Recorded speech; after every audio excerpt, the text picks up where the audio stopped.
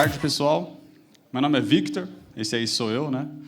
Eu sou um cara técnico, sou engenheiro de Cloud na Activity. Trabalho com OpenStack desde 2012.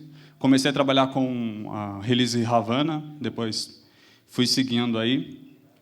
O intuito dessa palestra é bem técnica mesmo, é mostrar para vocês como a gente consegue fazer um HA baseado na instalação da documentação, né, na documentação oficial do OpenStack. Então, a gente vai começar a falar do Memcache, né? O Memcache, apesar de a gente estar falando sobre HA, é o único serviço que a gente não está fazendo o HA dele, no final das contas. Ele é utilizado para armazenar todas as informações efêmeras, né? Por exemplo, os tokens, e o próprio cliente vai até o Memcache e armazena o objeto no Memcache. Se esse Memcache, porventura, venha a dar falha, né, a máquina cai, o cliente sabe onde está o objeto que ele estava procurando e ele parte para o próximo Memcache, aquela informação que ele perdeu vai embora, era efêmera mesmo, e ele pega ele passa a armazenar no novo Memcache a nova informação. O OpenStack, como todos os projetos do OpenStack utilizam o Oslo para poder falar com o Memcache, né, o Oslo Cache, e a linha que a gente deve colocar para poder trabalhar com o Memcache em todos os dispositivos é a linha Memcache Servers, onde a gente passa cada um dos Memcaches, pode ter vários, só escalando por lado.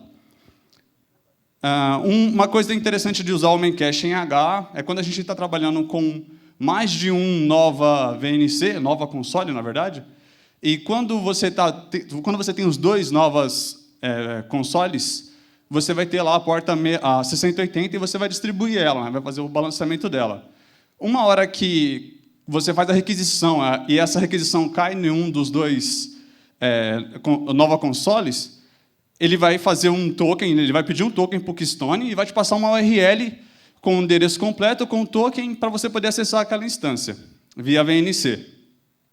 Só que, se você não estiver usando o Memcache para poder armazenar esse token, quando a sua requisição for balanceada para um outro nova console, você não vai conseguir acessar, ele vai dar um erro falando que aquele token não existe ou foi expirado. Então, é interessantíssimo a gente trabalhar com o Memcache, não só por conta da velocidade que ele vai trazer para todas as requisições, como também no caso do HA do nova console. É para cá, né? Bom, e como é que a gente faz, então, a redundância da base de dados, né? Que é onde o OpenStack armazena todos os serviços, todas as informações persistentes. Então, a gente utiliza o MariaDB, você poderia utilizar outro banco de dados SQL, sem nenhum problema. No caso, o MariaDB é o mais indicado hoje em dia, que a comunidade mais tem utilizado. E para poder fazer a replicação do MariaDB, a gente utiliza o Galera. Daí, ele vai trabalhar em cima do WSRap, para poder fazer a replicação via headlog de tudo que acontecer. Então, cada transação vai para o binário é transmitido para o outro nó do cluster, e daí ele sobe essa configuração nele mesmo, né? Essa aqui é um exemplo de como configurar. O que é importante é passar cada um dos MariaDBs que a gente vai trabalhar, e o nome do cluster aqui. Essa configuração fica idêntica em todos os nós do MariaDB, e você pode ir escalando também conforme a necessidade. Bom, aí, como é que a gente faz o balanceamento, então, né? Já que a gente tem mais de um MariaDB, por exemplo, que a gente conversou agora, a gente pode ir em cada um deles para poder escrever ou ler, né? Fazer um update ou um select. Então, a gente precisa fazer esse balanceamento. A gente pode utilizar um F5 da vida sem nenhum problema, não tem... É uma boa, na verdade. Mas, se você quiser usar uma coisa mais open source, mais barata, no final das contas, né, comparado com o F5, a gente pode usar o HAProxy, né, e o Keep Alive em conjunto para poder balancear o VIP. Né? Balancear o VIP não, né? Quando uma máquina cair, não cair todo o seu stack de balanceamento. O VIP migra para o outro lado e passa a ter o balanceamento funcionando sem nenhuma dor de cabeça. A configuração para poder fazer um HAProxy com Keep Alive, na verdade, aqui estaria ela, é um checker para validar se o HProxy está em pé, não só a máquina em si, mas o processo do HProxy também é interessante. Aí aqui vem uma questão de autenticação. Esse aqui é o VIP, né, que ele vai levar para um lado ou para o outro. Esse será o nosso balanceador. É esse cara que a gente vai apontar os endpoints, que a gente vai conversar daqui a pouco. E aqui seria a configuração do HProxy. É interessantíssimo ter essa configuração no sysctl, porque é com ela que a gente consegue definir e deixar que a máquina faça bind das portas que o HProxy vai balancear, mesmo aquele IP não estando na interface da máquina. Então, essa configuração é relevante. Aqui vem uma configuração usual, simples até, para fazer o balanceamento da 3306, que é a porta que o MariaDB vai escutar. Então, aqui estão cada um dos nós do MariaDB. O que é interessante também é criar um usuário para cada um dos proxies que você tiver, para ele poder fazer aquele select 1 e validar que o banco está em pé e funcionando. E aqui embaixo é um select, né? Seria um select, é um show variables aqui, para você ver qual que é o nome do node. Tem outros também, para você ver qual que é o nome do cluster, quantos nodes estão ativos no momento. Agora a gente entra no RabbitMQ, que é a mensageria que o OpenStack utiliza. Basicamente, todos os projetos do OpenStack internamente se comunicam via fila, né? Com outros projetos eles vão via API, mas internamente é via fila. Então, é importantíssimo a gente ter a redundância do RabbitMQ, porque se você não tiver e cair o serviço do RabbitMQ, nada novo acontece. Tudo que está funcionando continua funcionando. Essa é uma máxima do OpenStack, mas nada novo vai acontecer porque não existe a comunicação interna entre os componentes. Então, um exemplo aqui eu tenho um cluster de RabbitMQ com 3 nós, aí eu tenho os componentes aqui, né, os projetos. Aqui, por exemplo, um Neutron Server, e aqui do outro lado eu tenho um Neutron Plugin. Então, o Neutron Server ele se comunica com o Neutron Plugin através de fila. Então, ele coloca na fila para o Neutron Plugin, o Neutron Plugin pega da fila e executa alguma coisa. É interessante também ter as filas em HA, não só o cluster em si configurado, porque uma vez que um node caia em cluster, né, quando você cria uma fila, todo mundo tem a fila também, só que se o dono daquela fila cai, ele leva com ela a fila no final das contas. Então, é interessante ter a fila em HA, que mesmo que o node caia, a fila fica nos outros nodes também, então você não perde nada com isso. Aqui uma configuração, como é que a gente tem que fazer para poder transformar o Rabbit em cluster. Então, tem que levar o arquivinho Erlang cookie aqui para todos os nodes do Rabbit, e aí você faz o join no cluster, e aqui é o RabbitCTL, para você poder fazer a configuração onde todas as filas vão estar em modo HA. Então, é importantinho essa linhazinha aqui. O Ceph. Então, para a gente falar do Ceph, né, por que utilizar um SDS aí, um Storage Defined, um Software Defined Storage? Porque se você não tiver a redundância dos dados, não faz muito sentido ter a redundância de todo o stack, né? Então, a gente utiliza o Ceph, que hoje é um dos projetos que tem maior atenção e tem uma melhor junção com o OpenStack, né? Você consegue usar todos os projetos em integração com o Ceph. A gente precisa, para configurar o Ceph, basicamente 2 redes, a rede pública, né, que seria essa rede aqui, e a rede de replicação. A rede pública é onde os clientes, seja o Cinder Volume, o Nova Compute, ou uma máquina usando o libRados, o RBD, o protocolo que o Ceph utiliza, vai bater na rede pública, e a partir da rede pública ele vai conseguir consumir os OSDs. Né? Primeiramente, ele bate no monitor, que é responsável por saber aonde estão os objetos e fazer a autenticação do cliente. Depois, ele vai lá até o OSD e passa a gravar os objetos. É objeto mesmo, a gente utiliza sistema de arquivos, mas, no final das contas, o que ele grava lá é objeto. Tá? Você pode ir escalando, esse cara ele foi feito para ser super escalável, super redundante, sem pontos de falha. E aqui você consegue fazer uma porção de configurações. Uma delas é você conseguir separar tipos de OSD, o Crush Rule Set, e daí Crush Rule Map, que você consegue definir tipos de pools baseado em servidores, racks, regiões ou discos também. Morreu.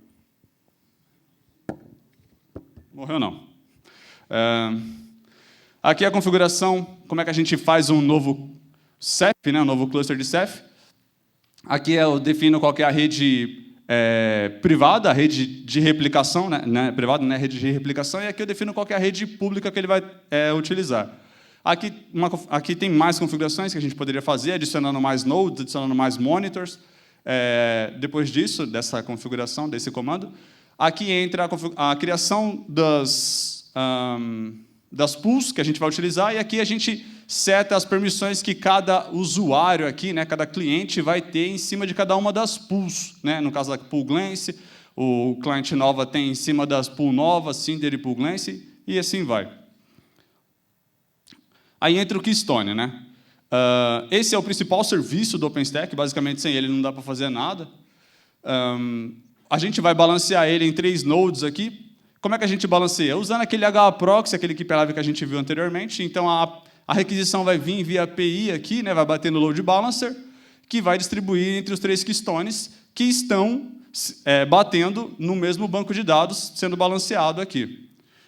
A configuração mais importante que a gente tem que fazer quando vai subir, fora isso de setar o banco, né, e apontar para o VIP, que vai balancear o banco de dados, é executar o sincronismo do banco somente em um node, e o Fernut, que é o que a gente usa para gerar os tokens, o algoritmo, a gente tem que copiar ele para os outros nodes do Keystone, para que, quando eu bata no Keystone, o token seja validado nele e nos outros também. Então, tem que ter a mesma base.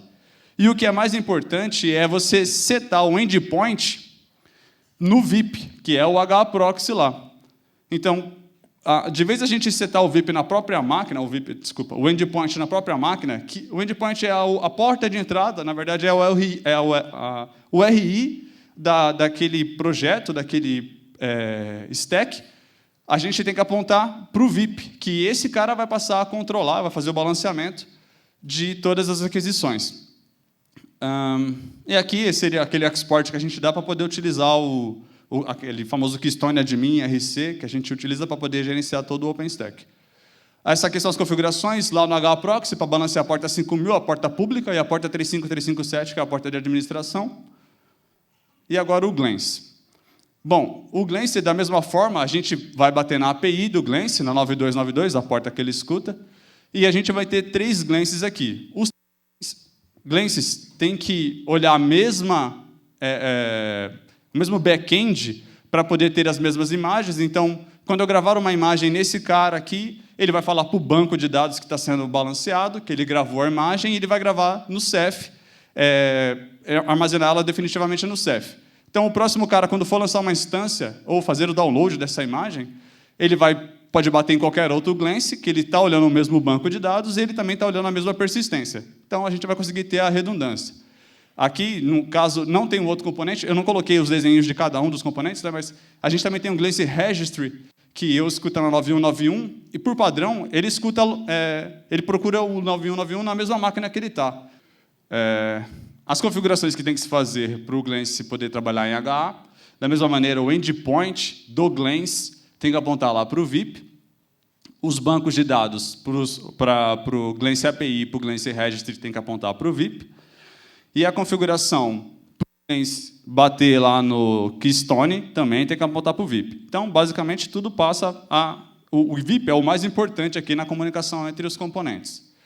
Aqui é a configuração no HAProxy, para ele balancear entre os 3 Glances, e aqui entra a configuração do Ceph.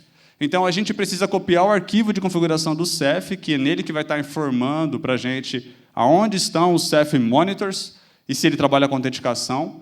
Aqui a gente tem a chave, né, aqui para o cliente Glance poder fazer a autenticação e poder consultar e escrever as coisas no Ceph OSDs depois.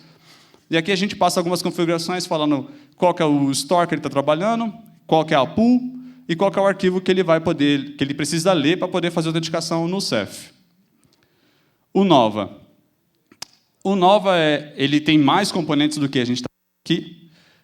Aqui eu separei em 2 partes só, que seria o Nova Controller, esses 3 carinhas, e aqui seriam os Novas Computes, poderiam ter mais. Tá? O Nova Controller aqui vai estar rodando o próprio Nova API, vai estar rodando o Nova Console, o Nova Scheduler e o Nova Conductor. Da mesma maneira, ele também precisa passar pelo Load Balancer, né? A endpoint vai ser o Load Balancer. Ele vai se comunicar com o banco de dados e ele faz toda a comunicação com o RabbitMQ. Então, um exemplo do RabbitMQ melhor seria quando quando a gente vai instanciar quando a gente vai lançar uma instância, né? A comunicação é 100% feita pelo RabbitMQ. Então, você pede para o Glance API, ele vai falar com o Nova Scheduler vai ver no banco de dados qual que é o Nova Compute que está melhor para poder receber essa instância. Ele põe na fila do Nova Compute, o Nova Compute executa a informação, lança a instância, no caso, põe de novo na fila do Rabbit falando que ele executou com sucesso ou não.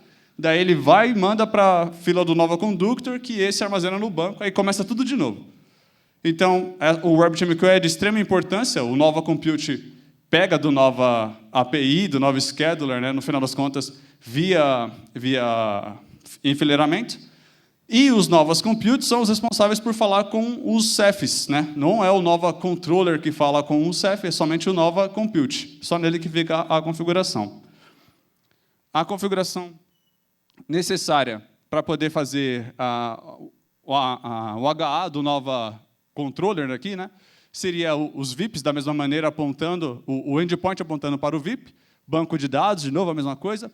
E aqui entra, né, a primeira vez que a gente está vendo, aonde você passa os Rabbits para o Nova poder trabalhar. Então, você passa na mesma linha, né, o Rabbit Hosts aqui é a tag, e você passa cada um dos Rabbits aqui na mesma linha.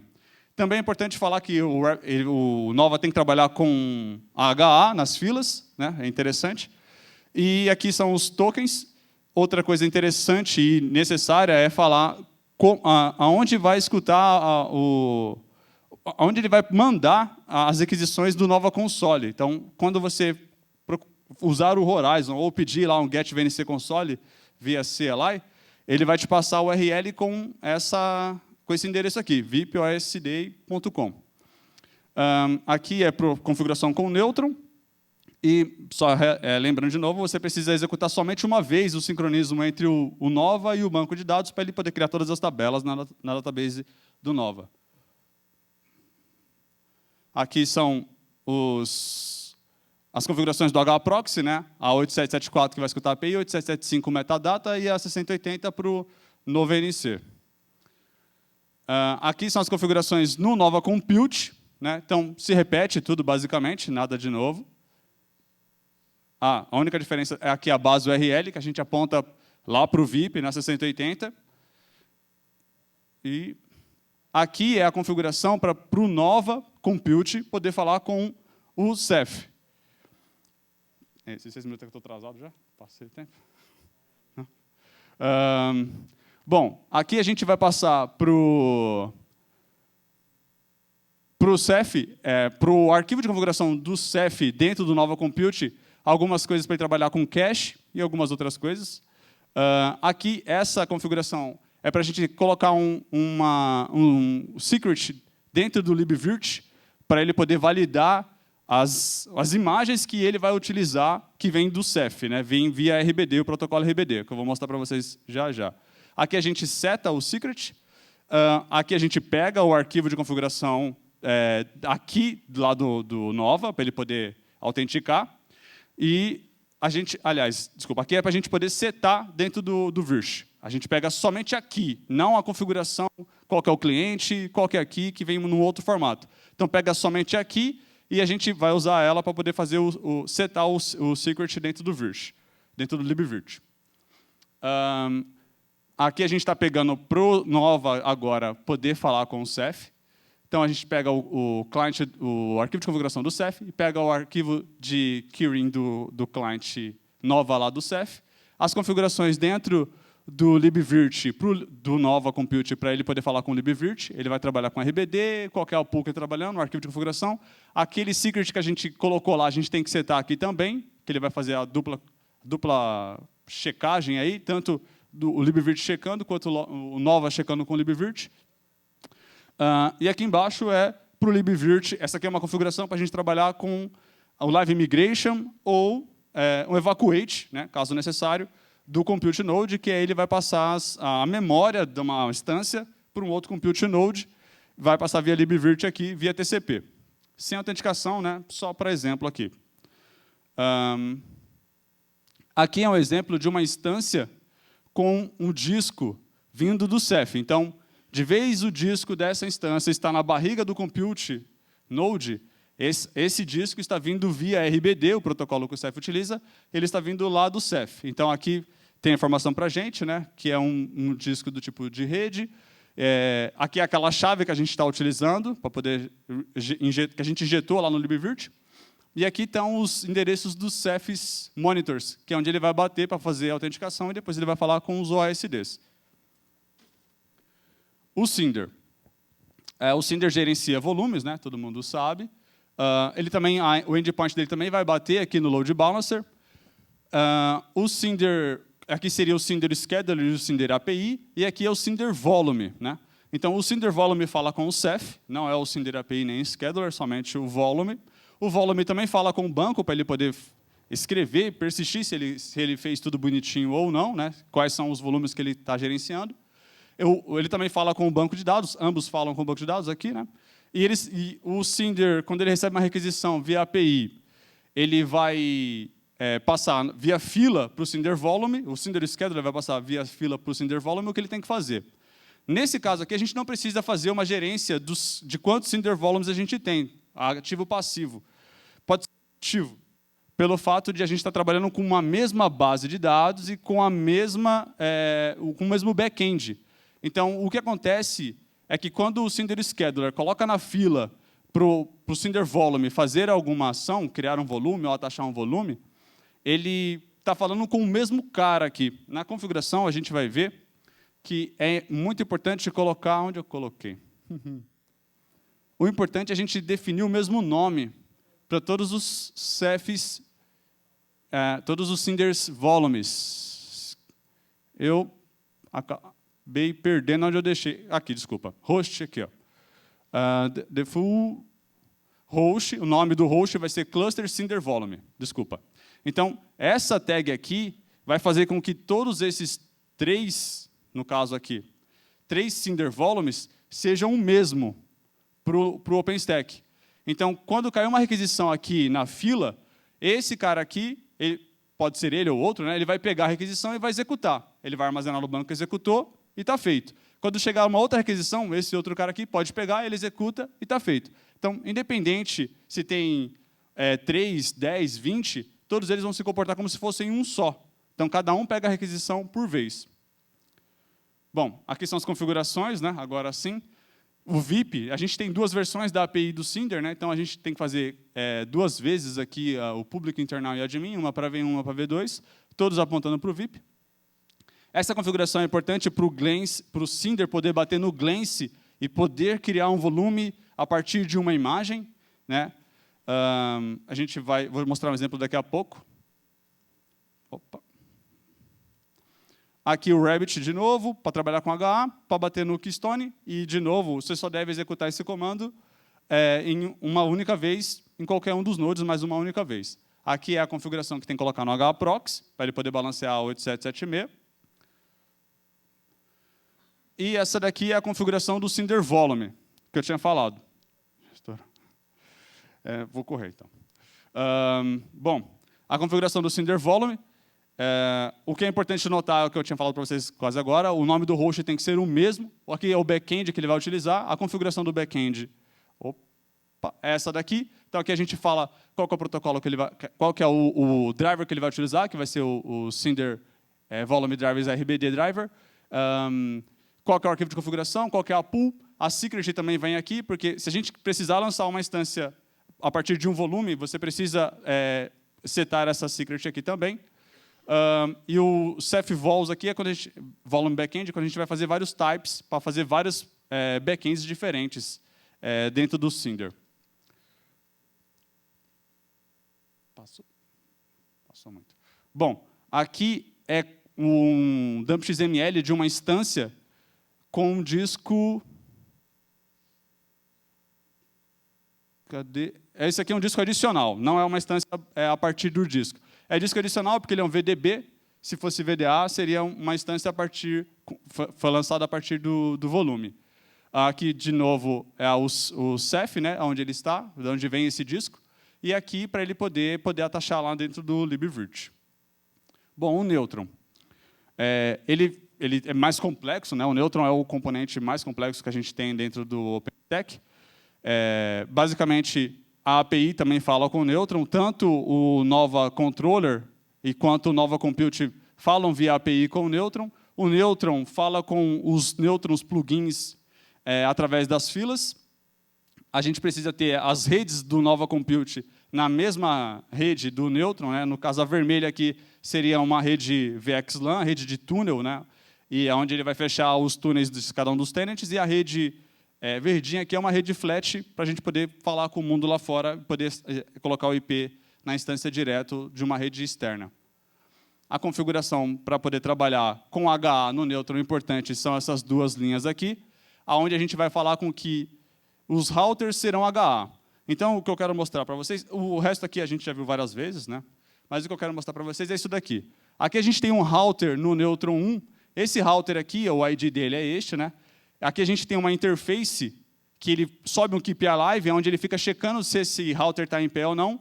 Essa aqui é uma interface interna de uma VXLAN e aqui é uma interface externa de uma rede que ele vai rotear, uma rede flat aqui no caso. Aí no outro router, no outro Neutron, ele tem o mesmo router, com o mesmo ID, é o mesmo cara. Se a gente reparar o mesmo MAC address aqui, das duas redes, tanto a interna quanto a externa, e aqui não tem IP, né, porque esse cara seria o slave, e aqui tem o IP, esse cara aqui é o master. Eu matei algumas linhas aqui, né, para poder caber tudo no slide só. E aqui ele tem o HA para poder fazer o keep alive, né, tem essa interface HA para poder fazer o keep alive entre os dois routers. Esse aqui foi o ambiente que a gente fez, no final das contas, né, com todos os componentes do OpenStack, e espero que tenham gostado, aí, tenha sido de algum proveito. Obrigadão.